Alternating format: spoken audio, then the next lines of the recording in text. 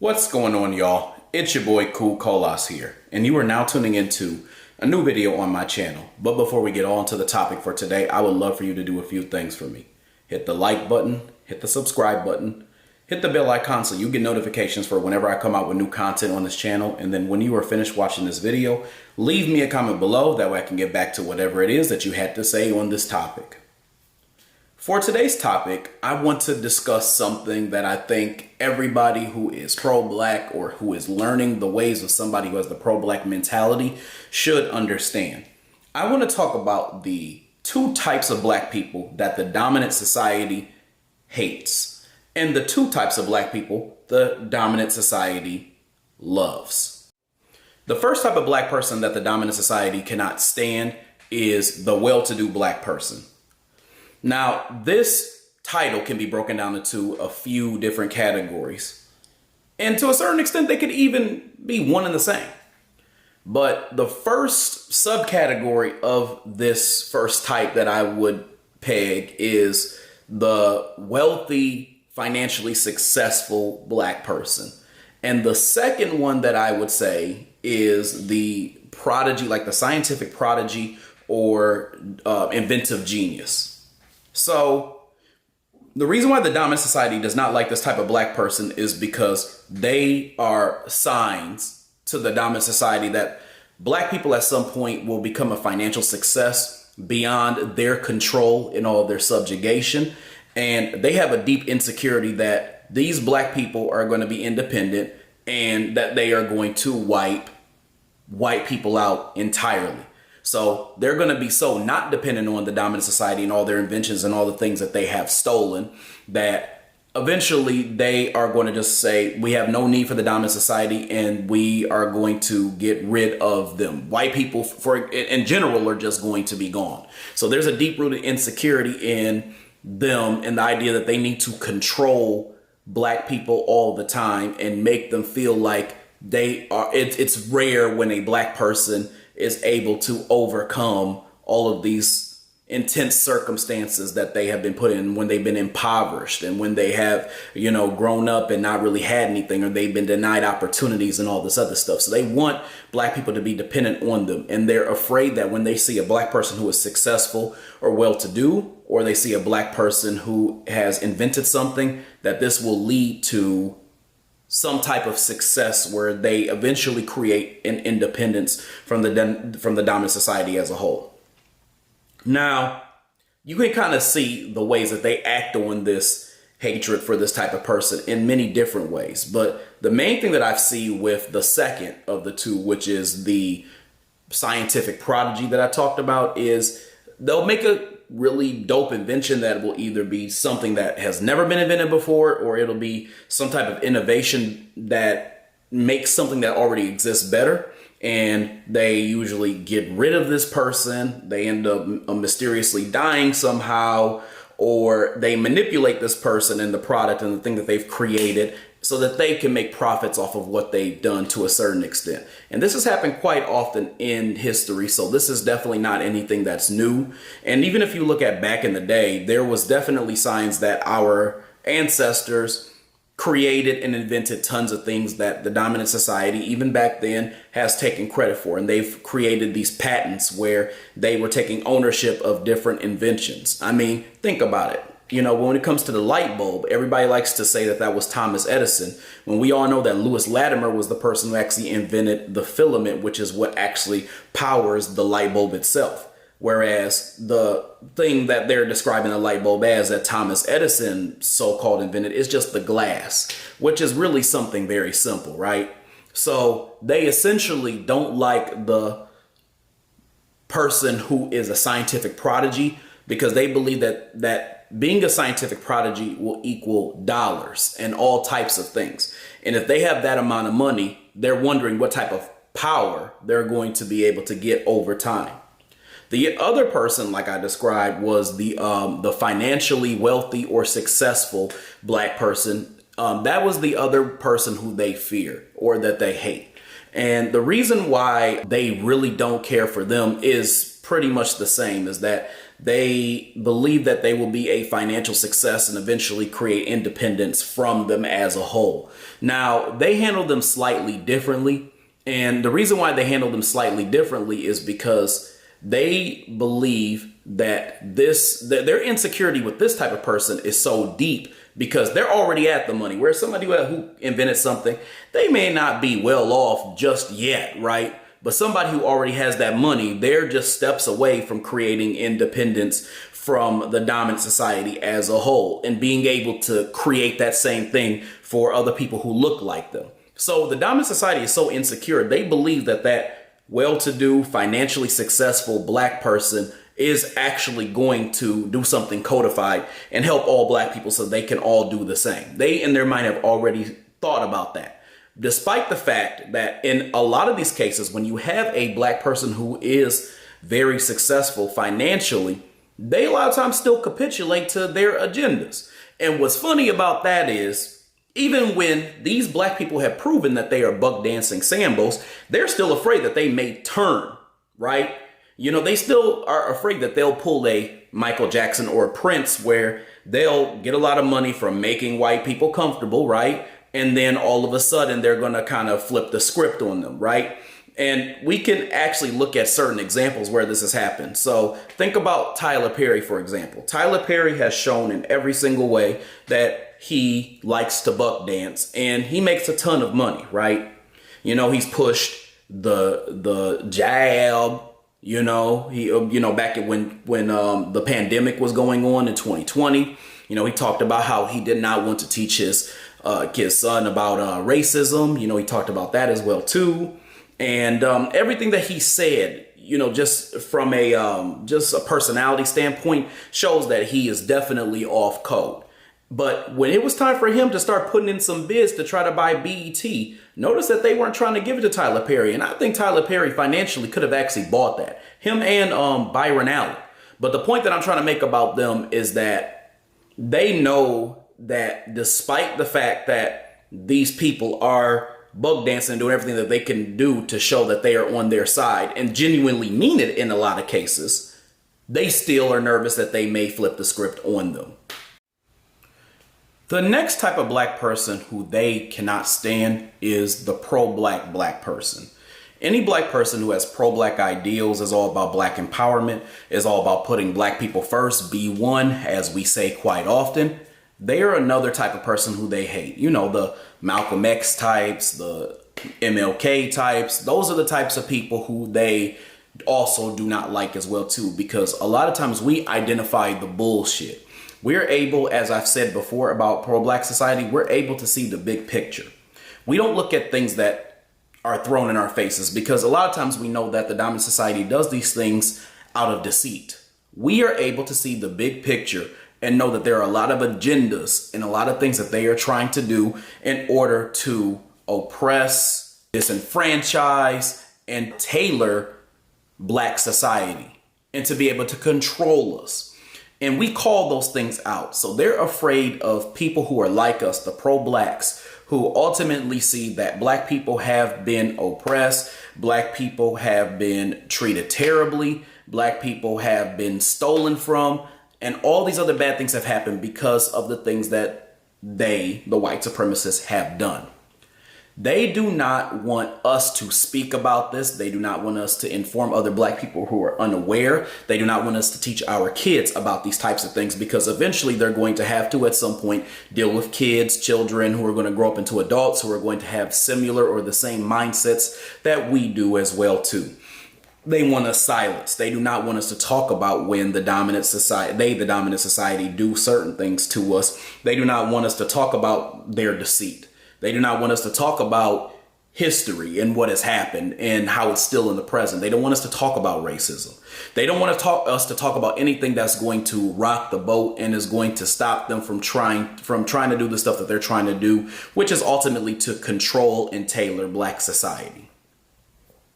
So they are aware that as more people in the black community wake up, that there's going to be a certain consciousness where we are going to create a movement that is going to force us to want to demand the things that are owed to us. And that's why there's a movement now, of course, for us to get reparations and for there to be an anti-black hate bill and for all these other things to happen to black society, because there are people like us who are out there speaking up about these issues, right? But the thing is that they try to also do the same thing to them that they do to a lot of the inventors that I talked about, that scientific prodigy class. They try to kill us off because they do not want to have the things that we're saying be spread to other people who look like us, who are going to uprise against them and are going to talk about the things that they're doing and how they are affecting black society negatively. So ultimately, they do not want to see and hear the pro-black person call out their bullshit.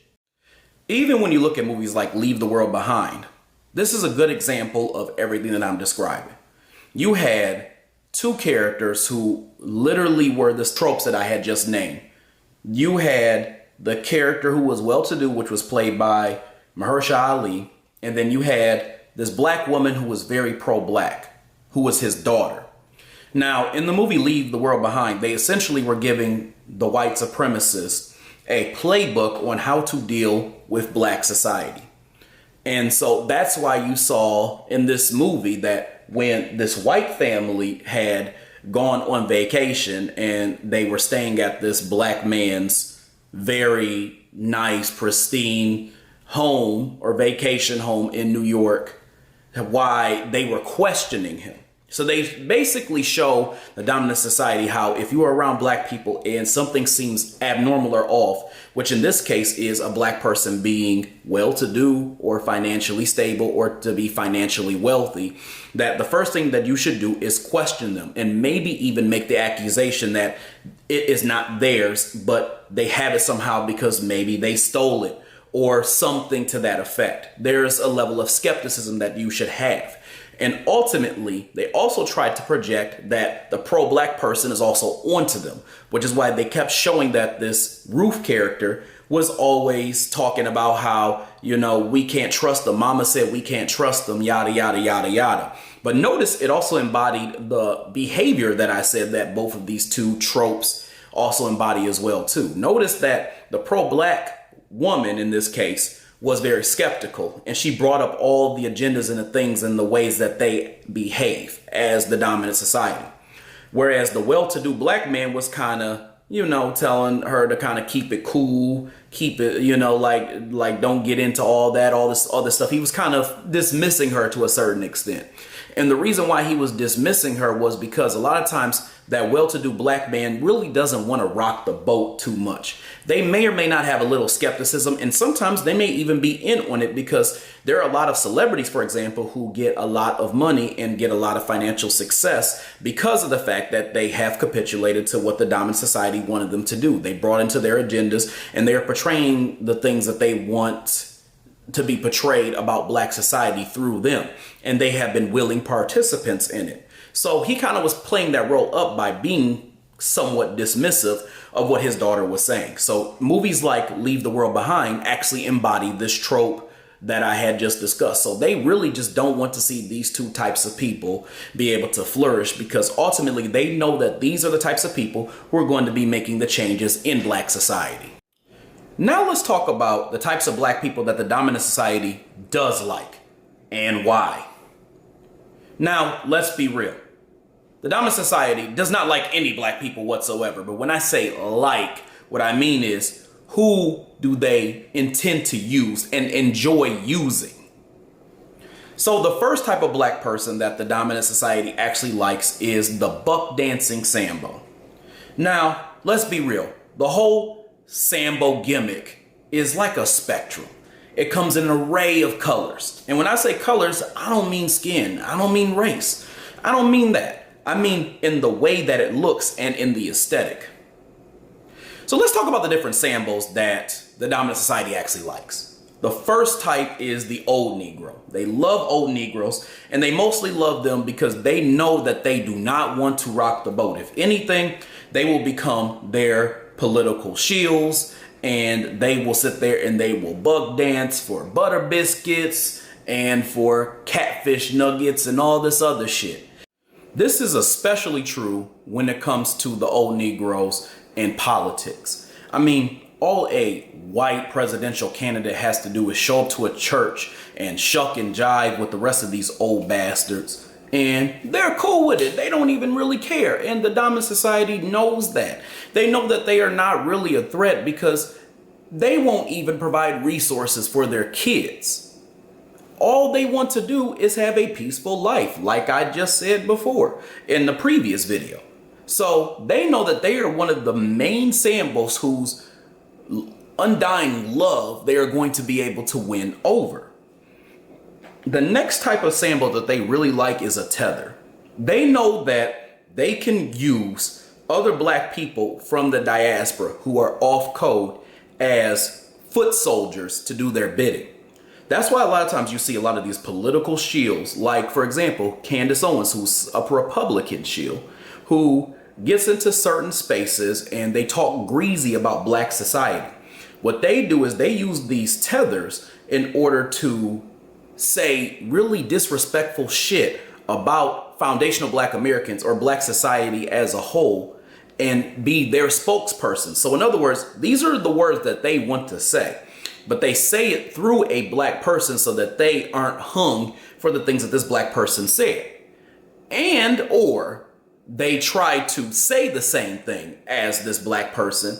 And if they get called racist, they deviate to them and they say, well, Candace Owens said it, so obviously, this has nothing to do with racism, dude.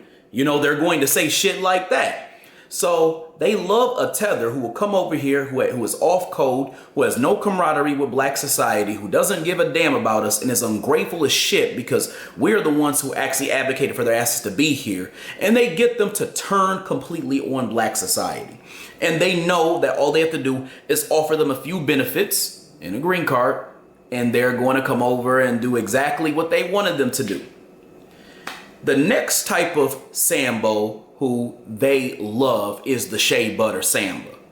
And the reason why they like using them is because they know that they can use them by profiting off of their frustrations with black men. Because ultimately, that's the main person who brings out the emotionality in the Shea Butter Samba. And they also know that they can use them as distraction pieces. They know that if they get to saying a whole bunch of shit about black people or getting in roles that denigrate black people, it can take attention off of the fact that racism is the most dominating and the most destructive system that exists. So now they can start babbling about intersectionality and women's issues and equating them with racism and all this other stuff. And it just takes attention from racism itself being the main thing. And we all know, as Newly Fuller Jr. has said in the past, you cannot stop any other problem until you stop racism. So they use their Shea Butter Sambas as foot soldiers to basically distract us from talking about the real problem, because they know that these types of women are focused on what emotionally impacts them. Even if there's no integrity, then they are stopping the root of what is causing all of the issues that we have. And that's why a lot of times they'll hire these black women who are real sassy in corporate America, and you'll get a black man in there and then they will be in there antagonizing the shit out of them in front of white people and trying to disrespect them to try to make a statement, because they know that there is going to be mammy behavior at the end of the day, because all they want at the end of the day is some type of paycheck. And the reality is that the only time that they don't like this individual is when they get to talking about racism themselves. But again, even when they talk about racism, they're looking again for black men to aid them.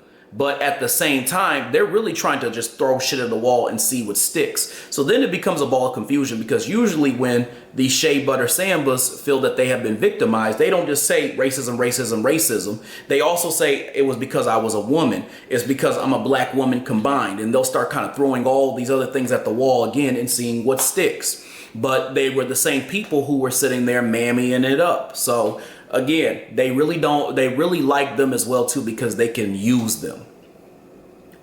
The second type of black person that the dominant society really likes is what I would call the entertaining stereotype. This can also be broken down into two subcategories too. Now, one of them is literally what I would call a white envisioned stereotype. And the other one is what I would call literally a minstrel show, for lack of better words. So the white envisioned stereotype would be like the idea of how they try to project how black people are. So they try to say that we're unintelligent. They try to say that a lot of us are ghetto, a lot of us are hood, a lot of us are all this other stuff, right? They like these types of people who really are like this because they can use them to try to make it seem like these people are the entirety of black society. So they love to point out the ratchets and the hood people and the black people who are literally lowbrow or in that lowbrow class. And they like to say they represent all of black society. And then they start using dog whistles. They'll be like, look at Chicago. They'll look at Sexy Red as an image of black women, when she's absolutely not the image. Excuse me. She's absolutely not the image of black women. So that's what I mean by they love these types of people because they fulfill the stereotype that they have been trying to project for a long time about black society. That's why they'll get this little evil giggle and chuckle whenever you see white people who are around like black people who embody this, who are extra ghetto or who are lowbrow, because in their minds they're like, yeah, I knew it. These niggas, look at them, they're just stupid. They're just a bunch of monkeys. So they wait for that shit. The other type that I talked about, which are the minstrel show Negroes, they like them as well too because, once again, these are people who they can use. And they can use them from the aspect of they can entertain them all the time. So this means in sports and in music and even in TV shows and film and things like that. So these are the types of people who they also like as well too. They especially like them when they keep their mouths shut and they aren't saying anything codified. They like when they capitulate to their agendas. They like when they put out things that are confusing for black society. They like when they put out messages in the things that they are that they're doing. And in this example, I'm talking about film and in TV shows and things like that. They like when they put out messages that are harmful and negative as far as tropes when it comes to black society. They like when they follow their orders. This is especially true also with athletes as well too, both in image and in the things that they say. That's why you get a lot of these coons who are sports commentators and things like that, like the Stephen A. Smiths, and then you get actual athletes who be cooning, like the Shaqs and the Charles Barkleys and people like that who, be samboing it up, right? And then they like these people who are going to also show images of the things that they want to project as well too, which is why you see a lot of these black athletes with white women. You don't really see a lot of them with black women. You might see a couple of them every now and again, but for the most part, a lot of them are with white women. So they like to basically have this individual who they have trained, not just in physicality, but also mentally, to do things that are actually going to show harmful images and also are going to indoctrinate black society. So ultimately, they like these people because they're control pieces, and they also are a source of entertainment for them. And that's why I call them the minstrel shows, for lack of better words, because what was a minstrel show? It was an act that showed negative stereotypes of black people who are performing to entertain white people. And we see that today. The only difference is we don't see these blatantly racist images. We just see people in their natural, regular form doing the same things that a lot of these other minstrel show blacks were doing, where they were tap dancing and trying to make white people comfortable. Other than that, y'all, this is all that I got. I hope you all enjoyed this topic for today. I will definitely have more to come, so make sure that you stay tuned. So again, other than that, I hope y'all have a good rest of y'all's day, and I'll talk to you later. Peace.